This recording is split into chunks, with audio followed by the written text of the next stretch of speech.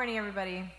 It's so nice to see you. I also want to welcome back some of our GPA students, right? I don't know if you were here last week. I'm sorry. And we have some visiting faces. The Hempowitzes, also Insu and his family are here. Taka and Angelica Sugawara are here. Let's welcome them for sure today. So for those of you who haven't participated before, this type of service is a little bit different. We call this an intergenerational service, and really the idea is that we're coming together as one family, all ages. Everybody's here at the table. And as Michiko-san mentioned in her beautiful prayer, we feel like we're bringing a reflection of, the kingdom, 3 generations together. So we did have a little prompt here that I guess went by the wayside, but we do want to encourage people to sit together and maybe sit with somebody that you're not used to sitting. There are some tables that are a little bit sparse, so we will have some opportunities for discussion. So if you'd like to just move together with others to have a more engaging time. Also, another thing that I want to point out is that at your tables, you'll see that we have some materials. We have some craft caddies with markers and pens, and we also have some paper there. You can feel free to utilize those materials, to draw, to jot down some thoughts that come to mind. This is a chance. This is like an interactive type of a service, and we will have a reflective activity as well. So we just wanted to put in here that there is an opportunity to serve. Last time we had an intergenerational service on the 8th. We were emphasizing the beauty of serving joyfully. And so it says here, July 10th, we are preparing a lunch meal for the 10th, but we'll actually be preparing it on the afternoon of the 9th. So anybody who would like to participate, please contact me, and we'll make a date. So as we come together, if you look around the room, we have many different ages. We actually have different races represented here in this beautiful space. And actually, everybody has something beautiful to bring to the table. I did, a dissertation project kind of looking at, what do some of the different generations really value when it comes to coming together as a community. And, our younger generation really appreciates doing more hands-on activities. And our older generation really appreciates being able to talk and converse and have deep discussions. And so, we're trying to create something for everybody. Maybe not everything for everybody, but, with the intention and the hope that we invite you to see how God is speaking to you today. And we recognize that actually we're only stronger together. So today our theme is about prodigal sons and fathers. Sort of like speaking a little bit to the fact that we just had Father's Day, and thinking really about the beauty, of our Heavenly Parent and that heart. Okay, and also we want to remind everyone that also the premise of why we're gathering together is thinking about the early days of our movement. Mother has often spoke about wanting to hark back to the spirit and truth of that time. And in her memoir, she thinks about that time as more like a home than a church. And so the idea is we're inviting you to come into a space where strangers become friends, children can grow and mature into adults, and adults can become like children. All right. So one of the things that you're going to be drawing about, so you can think about this in advance, is a time when you felt unconditionally loved. All right, and I'm going to invite up Uncle Bruce, who's going to get us ready for a skit.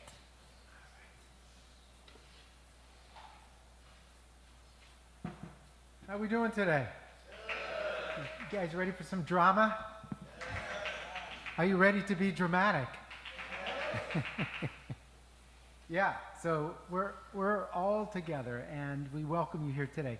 So the theme today is the parable of the prodigal son. And I just want to introduce it with a couple of clarifications. First of all, what is a parable? And then what is prodigal? These are big words, okay? These are like high school words. So I'm not sure, maybe even college words, frankly. I have to admit, in a HGI class, the professor asked us what prodigal meant, and not everyone jumped up knowing right away what it meant. So it's an unusual word. But parable is a great word. A parable is a story that has a moral or spiritual lesson. And Jesus taught a lot of parables.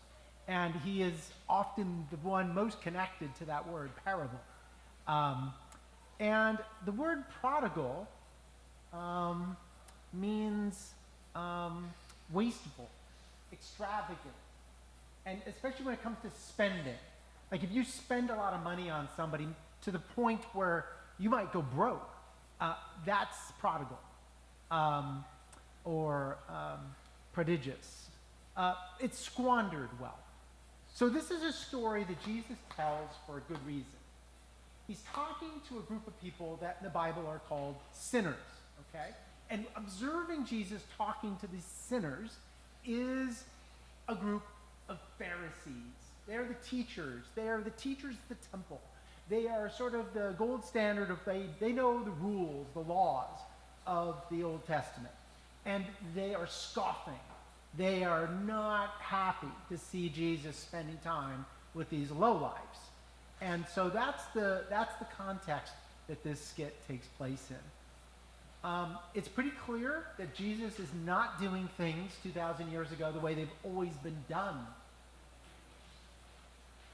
And when new truth comes, it's time for new things, new ways to do things. And that's part of the message that Jesus is giving here. So there's a lot to unpack here, and we're going to give you some time to unpack it at your tables, talk about it. But I'm going to say nothing more. I'm going to invite up our actors to take the stage. Let's give them a round of applause. Parable of the Prodigal Son. There once was a father with 2 sons. The younger son was restless. He longed for freedom, adventure, and independence. Father, I've been thinking. I want my share of the inheritance now.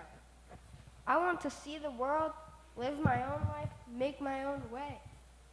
Son, are you sure? The world outside this home is not as kind as it appears. But if this is your choice, I will not hold you back. Take your portion and go with my love.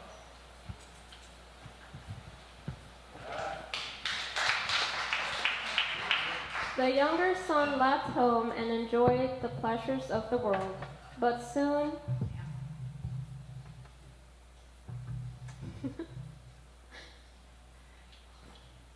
he's going out into the world, actually,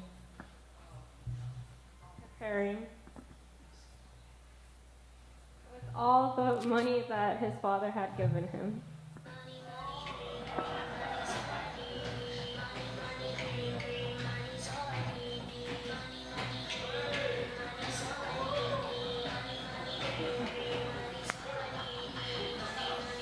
But soon, his wealth ran dry, and so did his friends.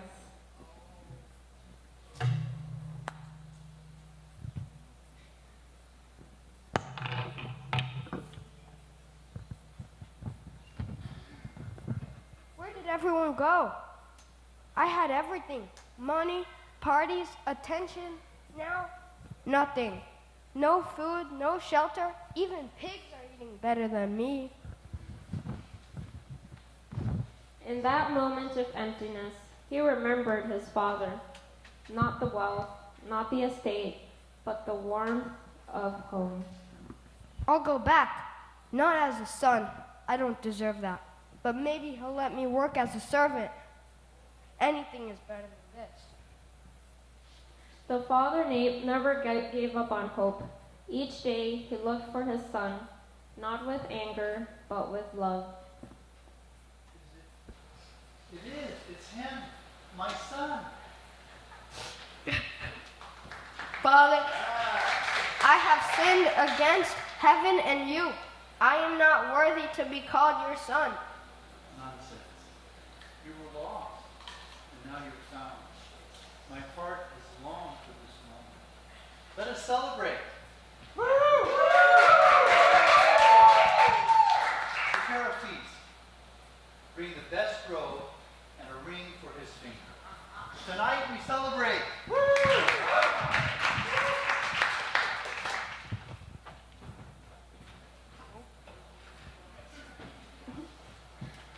But not everyone celebrated.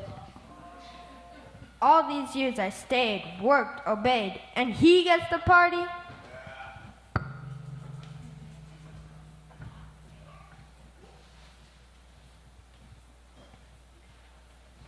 My son, you're always with me, and all I have is yours. But your brother was lost, and now he's found. Shouldn't we celebrate and be happy? You never gave me a party, and now he wastes your money and gets your love? But you always were with me. All I have is yours. Your brother was lost, and now he is found. Shouldn't we be glad? The father loved both sons deeply. One needed mercy, the other understanding. Both needed the heart of the parent to know that they belonged and they were loved. Okay, so meanwhile, you guys can go off stage. And we're gonna have a break, and we're gonna ask these questions, discuss this in our groups of tables. The first question is, why do you think the younger son left home, and what motivated him? Tell about a time when you behaved or felt like the older son. And do you think the older son will join the celebration for his younger brother's return? Why or why not? What will he need to feel or think in order to come to the celebration?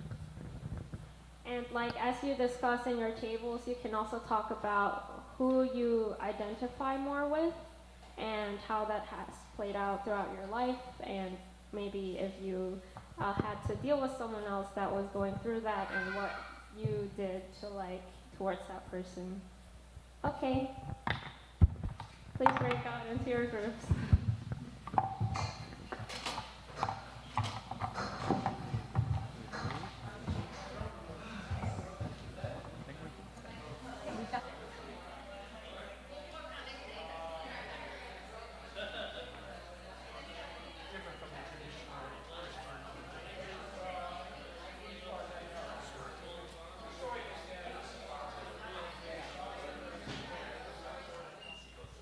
Okay, thank you everybody. I hope you had a good discussions within your groups. This might be one way in which the story might have ended. Brother, I was blind. I hurt this family. I don't expect forgiveness, but I hope we can be brothers again. We were both lost in our own ways. Let's find our way together, back to Father's heart.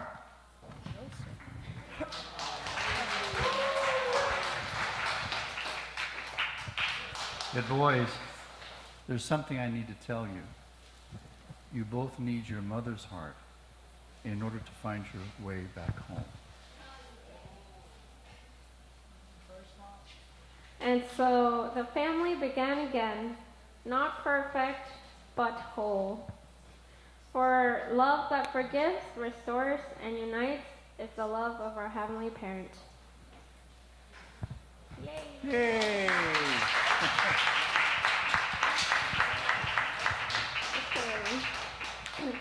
The story of the prodigal son isn't just about one family long ago. It is our story. We are all children of heavenly parents, sometimes lost, sometimes proud, but always loved. So let us return to our original heart, build families centered on love, and bring joy to our heavenly parents.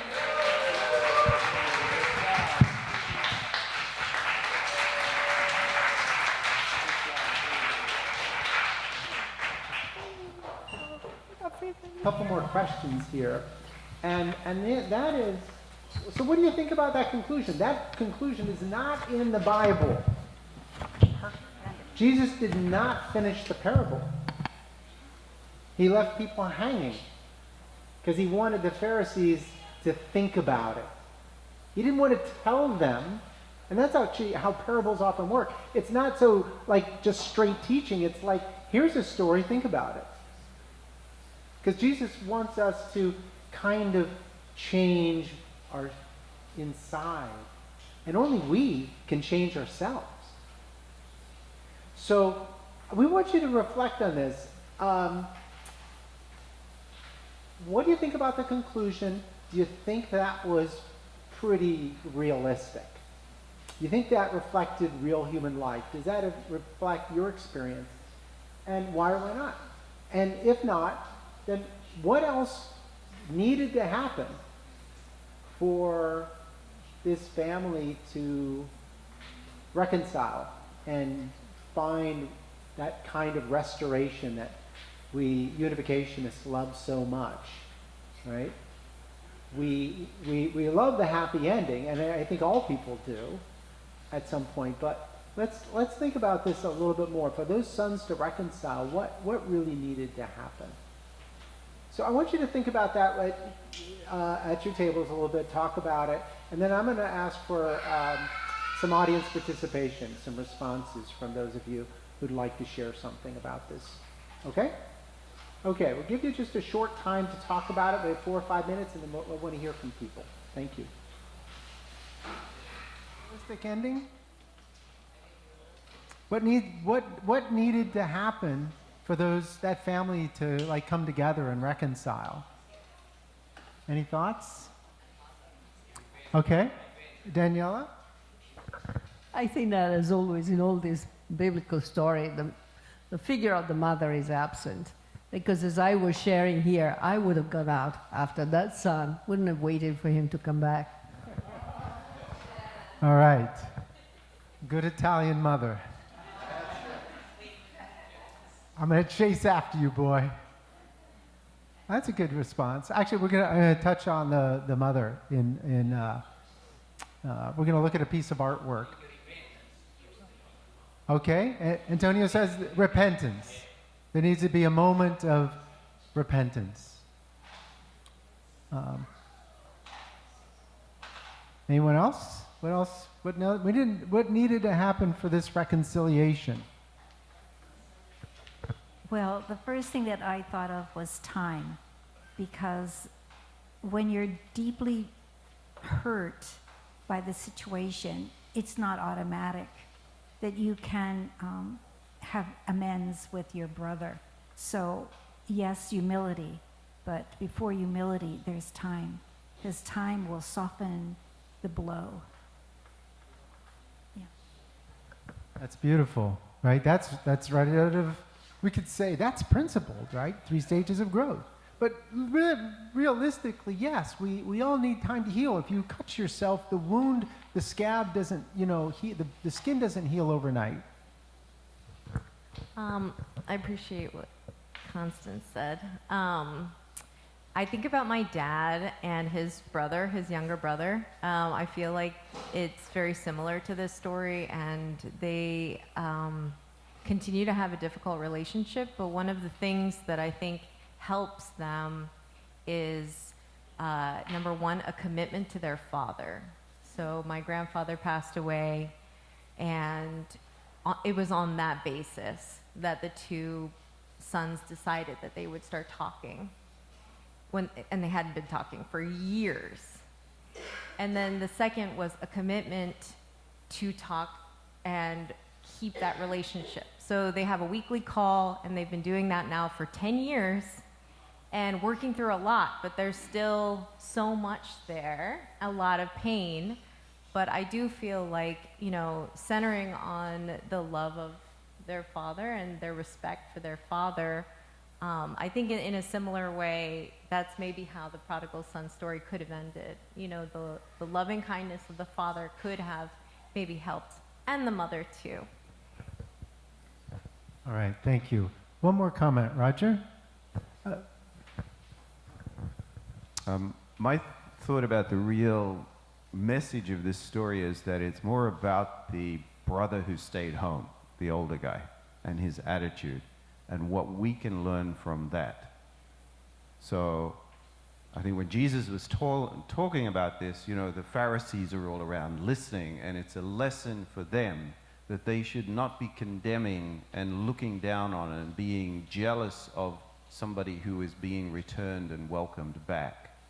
And for us too, you know, sometimes as church members, we tend to feel a little bit, you know, holier than anybody else. And if somebody has been away for a while, you know, and then they come back, we can make it difficult for them, you know. So we need to really think about what we can do to really welcome people, you know, as our brothers and sisters, and to make them feel that they are part of the family again.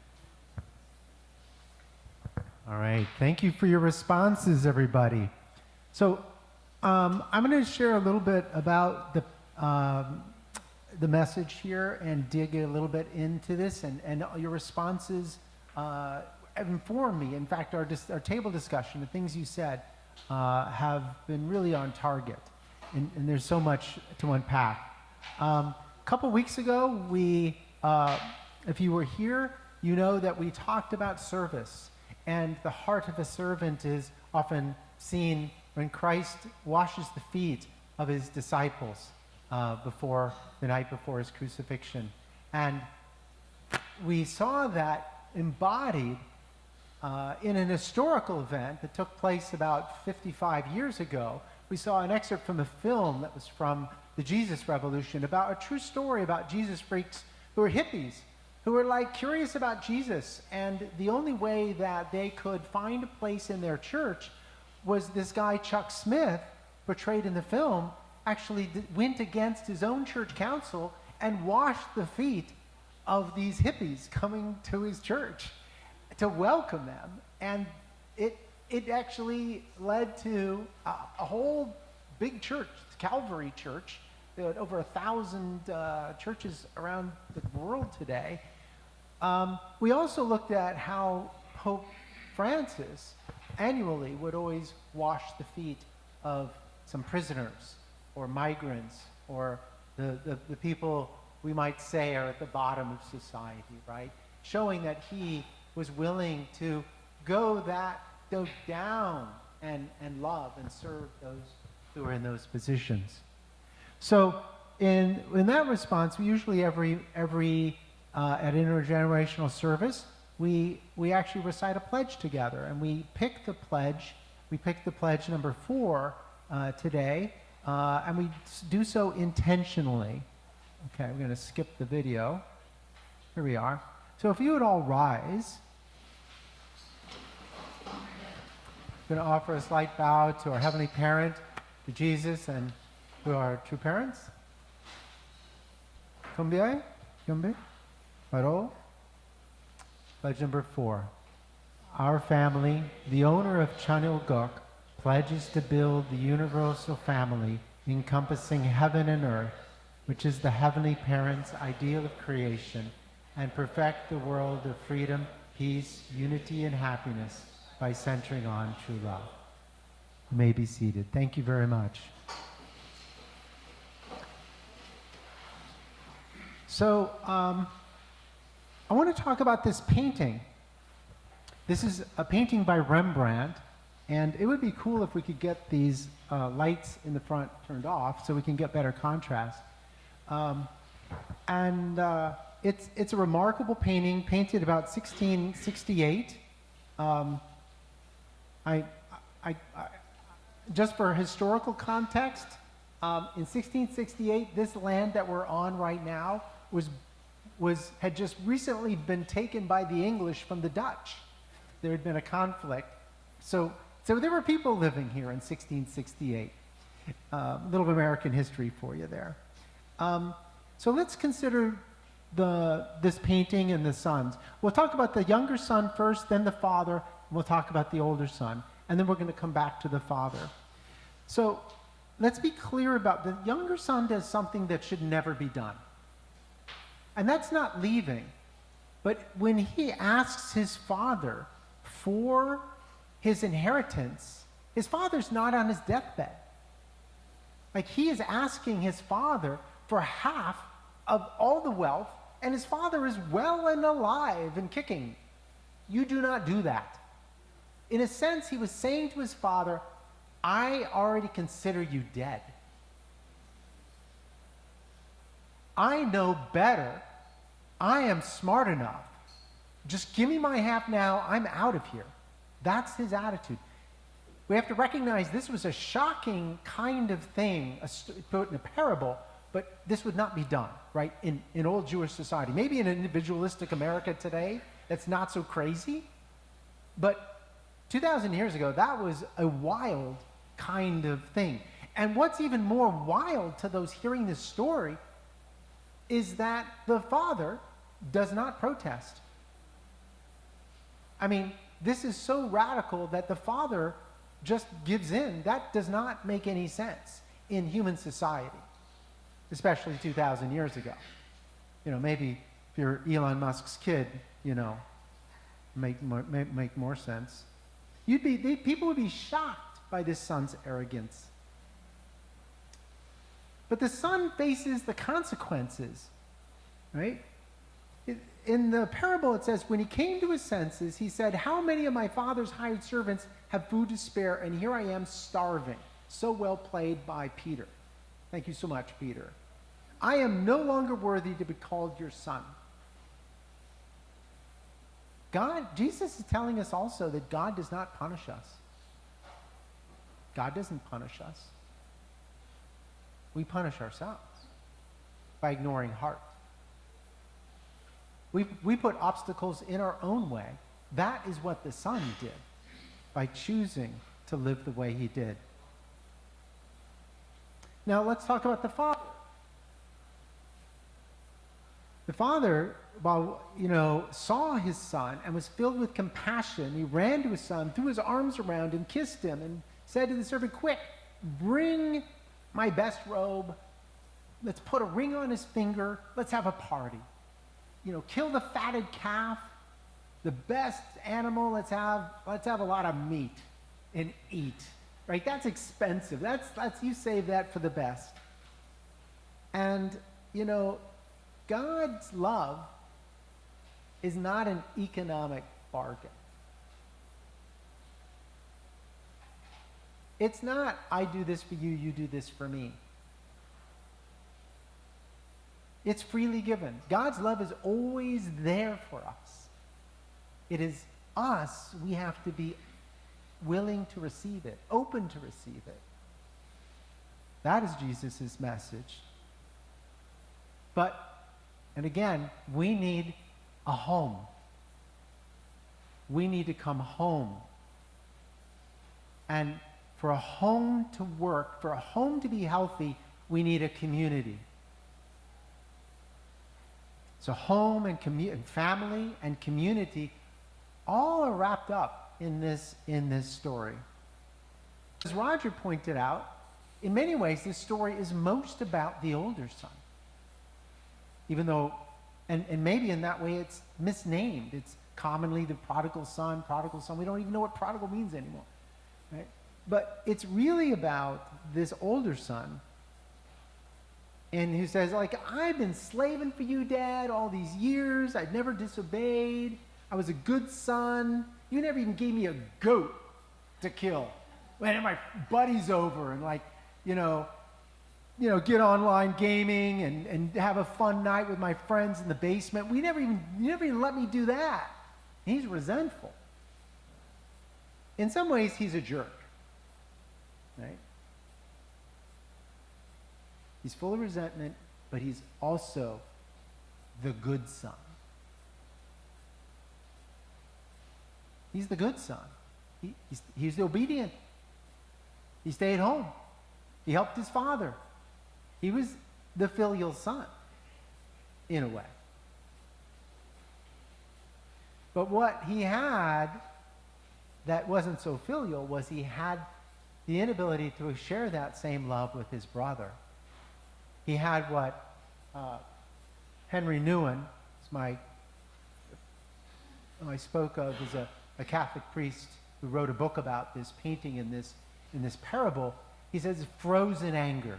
He's got this frozen resentment inside. So the question for us is always, how do we see ourselves? So the big question here is, how does the older son find his way out of this problem? And we've heard some great answers here today. It takes time. It takes a mother's love. And I just want to click forward to kind of speak to, I have the parable in here. By the way, if you want to look it up and read it, it's Luke 15, 11 to 32.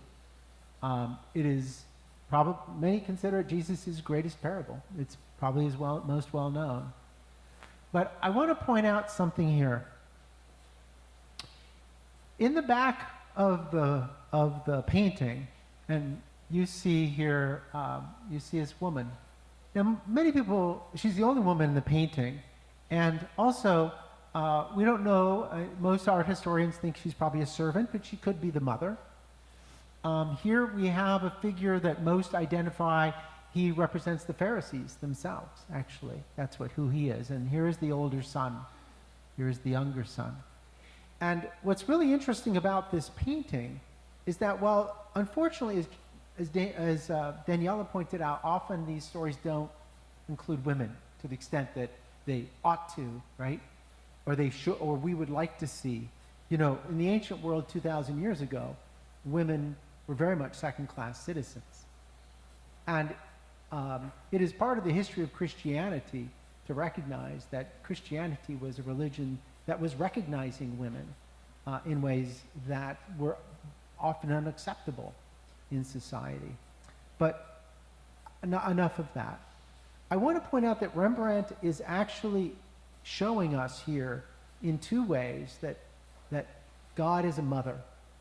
And if you look, the first thing is that most art historians recognize the two hands are very different.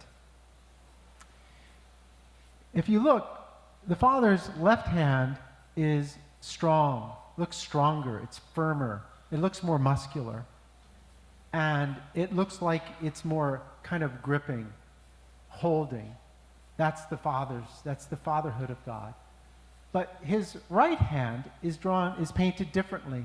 The fingers are longer, more slender, and it's seen as a feminine hand.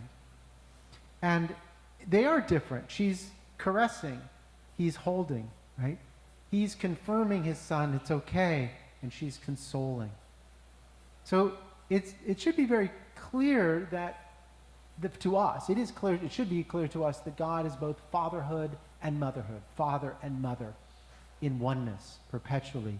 That God has both masculine and feminine qualities. But it does show up in this painting. And one other thing I want to point out, because we are going to do a little art exercise in a second. Rembrandt painted this toward the end of his life. He recognized in his own life he had been the younger son. He had lived quite a crazy life as a young artist, as many young artists do. But as he got older, he also became kind of arrogant. He was a renowned painter, and he embodied the elder son. He painted himself into this painting. But right here, The son, if you look at the younger son, his head is shorn. He's basically wearing nothing but an undershirt. And art historians say that actually, in many ways, his head is against kind of God's bosom, or maybe even God's womb. And that in this womb-like enclosure, he's being reborn.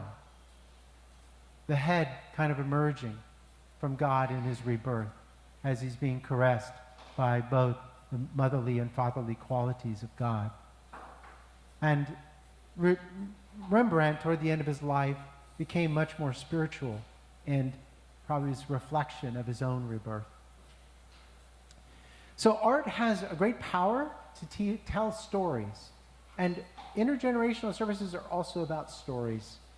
And they are very interpretive. Maybe we wouldn't see these things in this painting. But Rembrandt and any artist, the artist in all of us, has something special to share. And behind every great painting or every great story is a great parable. And behind that parable is the greatness of Christ. I just want to conclude.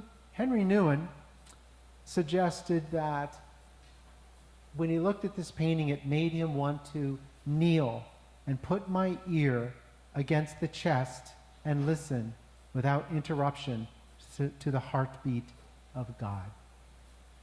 I'd like to invite up Mika.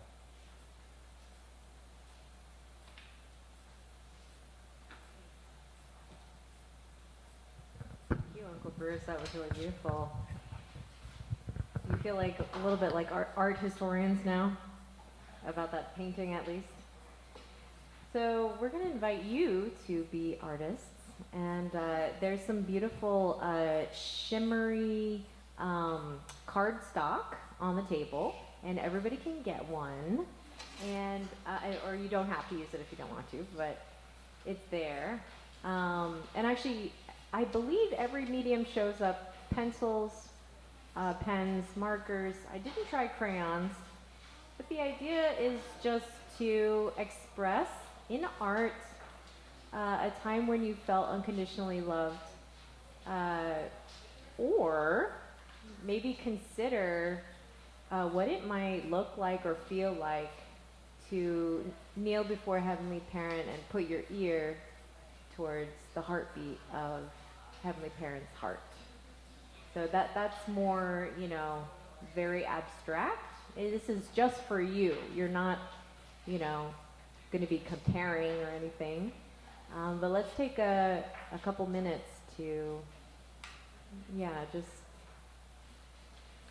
draw. You can also write a word, but whatever kind of is coming from you at this point.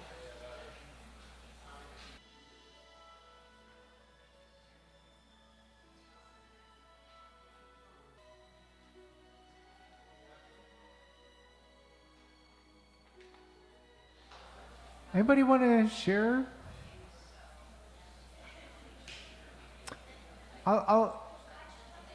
Mine is kind of impressionistic. I have myself doing backstrokes in a swimming pool, and also a forest.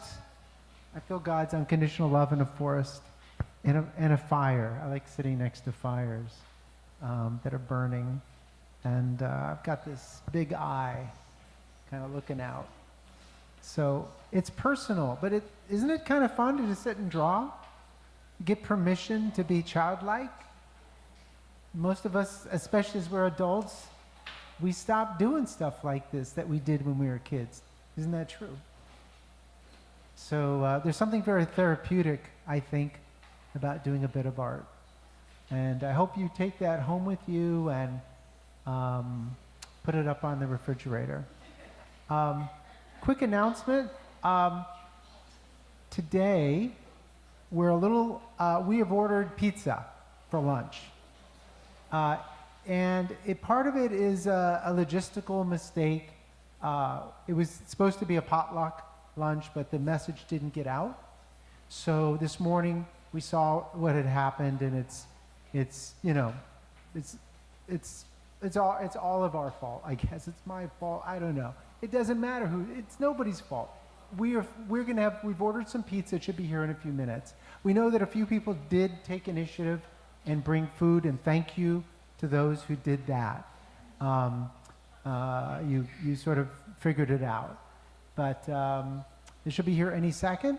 And we do have a song. The band has a song, but I would like to ask Mika to come up and offer a closing prayer, and then we'll get to the last song. All right. Let's bow our heads. Please join me. Our most beloved Heavenly Parent, thank you so much for the opportunity to gather together as a community, as a family of families here at the Family Church of Connecticut. We're so grateful that even though it's the summertime and everybody has lots of plans and different things that they're doing with their families, we're just so grateful that you could bring together this beautiful group that was able to participate, and that all of us had a chance to really think about your incredible love for us, your unique love, and also the ways that we can experience your heartbeat as you freely extend your arms and your embrace every day and every moment. Thank you also, Heavenly Parent, for giving us the chance to consider how to reconcile, to maybe think about the relationships that have been strained or difficult, and how we might be able to, centering on our Heavenly Parent, be able to make amends. Thank you for this gathering, and I pray that each person can go forward filled and feeling a little bit, feeling moved, touched, and inspired, and a little bit closer to you today. Pray for this in gratitude, upholding the names of our true parents, Jesus, gratefully attending the Holy Mother Han. In my name, make it just tell the blessed your family. Amen. Aju.